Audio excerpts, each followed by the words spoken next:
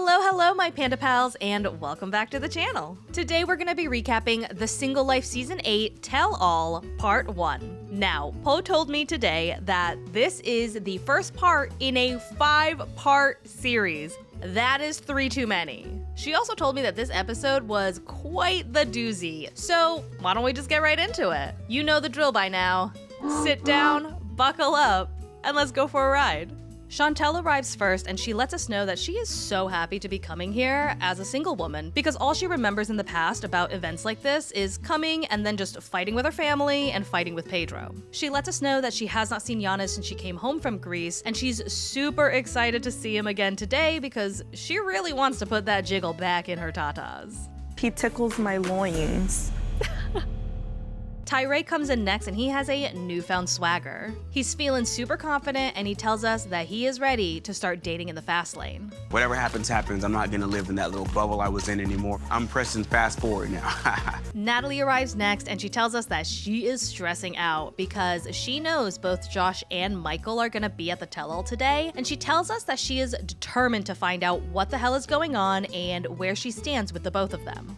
Who am I to them? I just deserve respect, I think.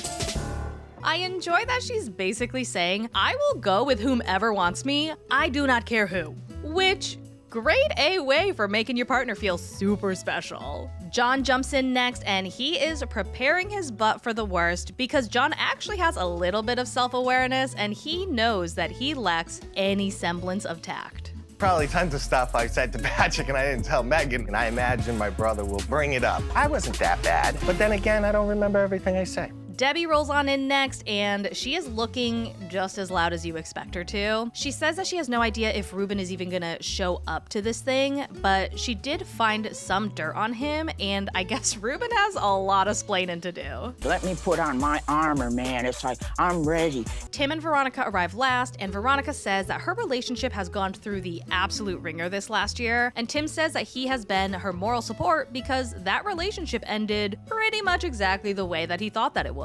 It's not my, what is it? Not my horse, not my race, not my dog, not my pony, not my monkey, not my circus. Excuse me? These are absolutely all your monkeys. Tyray, John, and Tim filter in backstage and they start making small talk. And by small talk, I mean John is just gossiping his ass off as if he's getting paid by the word. Little Natalie over there, you know what I'm saying?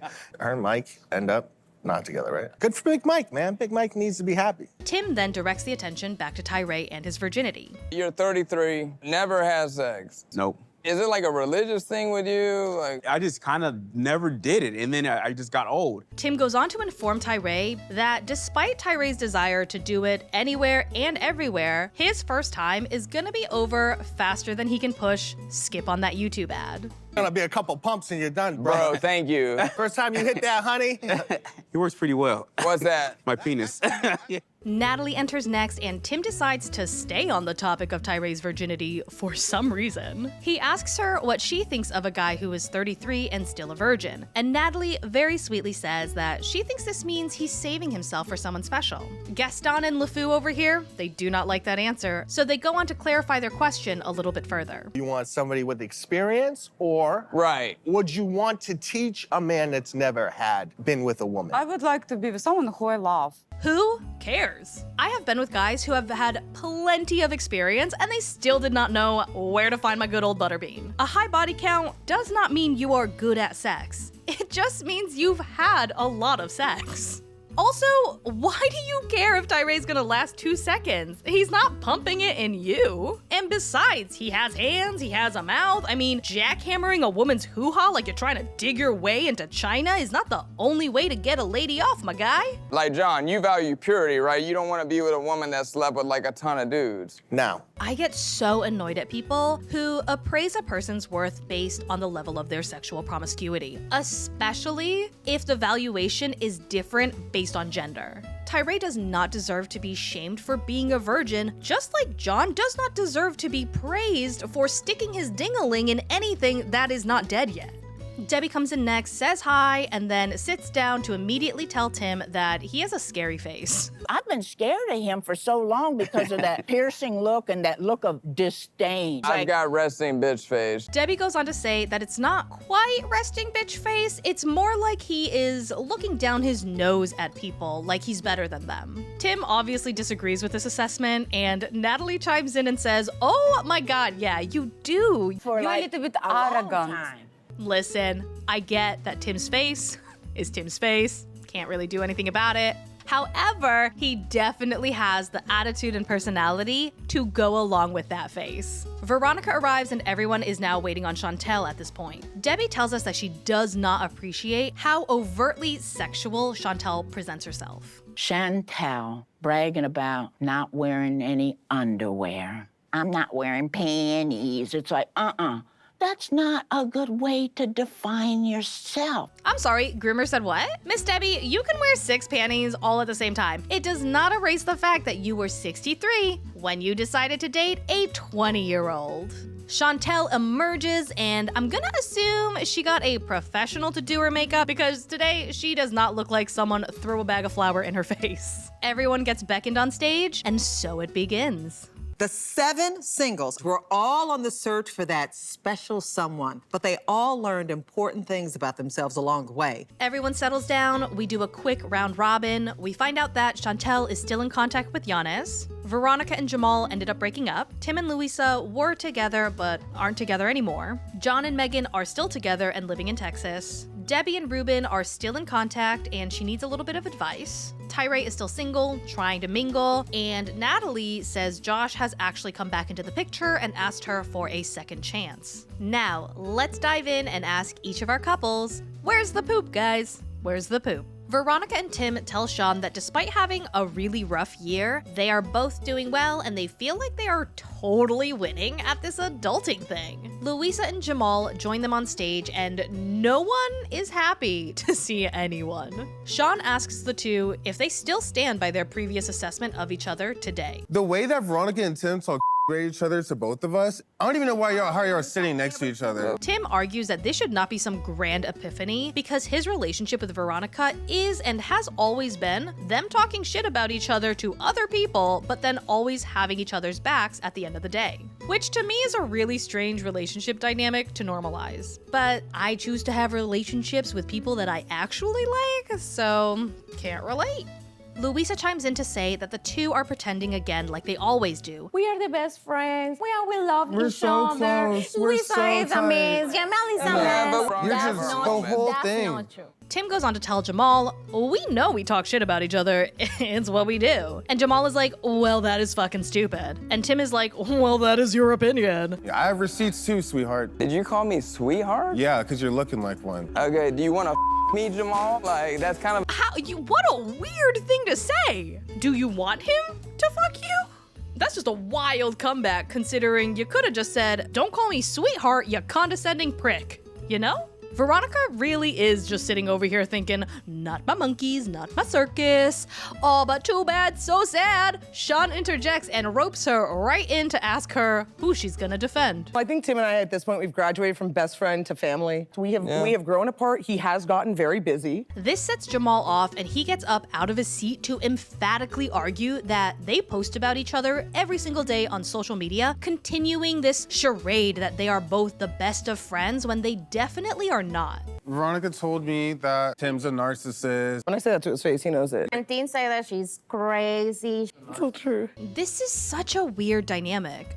I would not be proud that I talk so much crap about my best friend to other people. I think it's fine to tease the people you love and give them shit once in a while, but to badmouth them constantly behind their back, to their face, like, it just feels mean.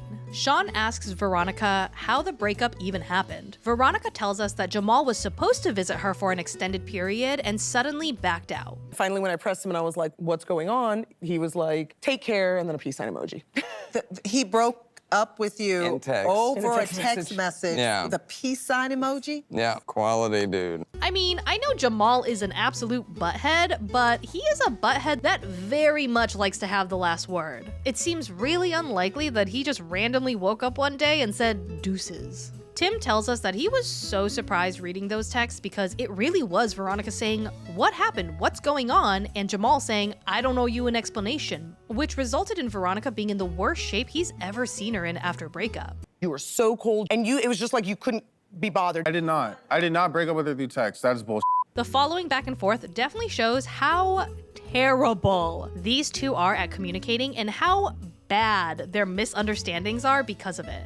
Essentially, Jamal tells us that his mom was going through a lot of emotional turmoil, so he couldn't make it. He had to go be with his mother. And that Veronica told him, "You do not need to take care of your mother. You should come be with me in Charlotte." That is so not true. First of all, I even offered to come. I was supposed to come to San Diego. I did not want you there. Didn't even Yes, call me. I did. And what did you say? Take care, peace sign emoji. And Jamal tries to defend himself by saying, "Okay, but then what did I do 2 weeks later? I texted you and I asked you if we could talk." So it was I said, done. I didn't "Please leave break me in up my with you. peace." I needed space.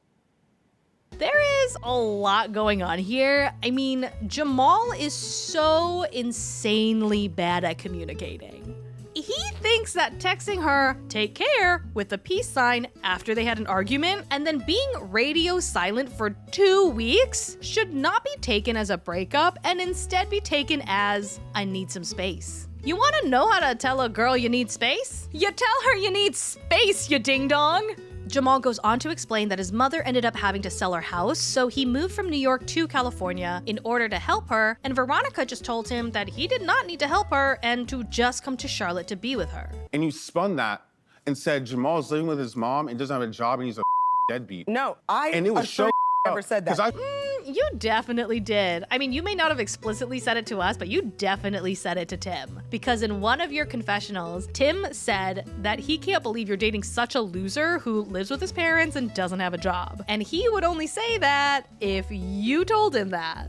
Louisa chimes in to say that she got really drunk with Veronica one night, and Veronica also said that she could not believe she was dating someone like Jamal because he is a jobless piece of trash. Did you really? I've never called a human trash in my life. You did. You called in trash too. I've never, again, trash is not a word I use. That's Louisa explains that she is just saying what actually happened, and Veronica cranks that gaslight dial, and she tells her that Louisa is just making things up now. She flips into her Spanish and tells Louisa off by saying that she had her back, but now that Louisa is lying, she is as good as dead to her. Veronica tells her to go to hell, and then she walks off stage. We move on to Tyray, and Sean asks him what he has learned so far on his journey entering the dating world. I'll say I learned about myself is just to not, be so afraid and not be so insecure. Tyray goes on to talk about the heartbreak he's experienced, and then Tim decides this is the right time to rudely interrupt him and offer up some unsolicited advice. I ask you that, why are you so scared of rejection? The worst they can say is no.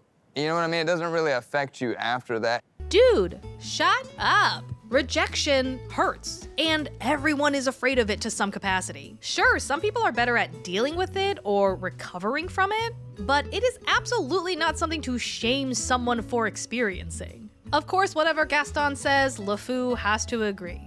Tim and John have been really getting on my nerves this whole time, and I think I finally figured out why. They keep offering their advice, which nobody asked for, just fully unsolicited. They demand empathy for their situation, but then do not offer it up to anybody else in return. And their advice is so disingenuous because it comes off less like they want to help you and more like they want to show off the ways in which they are better than you. This whole time, they've basically just been saying, "I'm better than you, I know more than you, I'm more experienced than you, I'm smarter than you," and I mean, they're really not.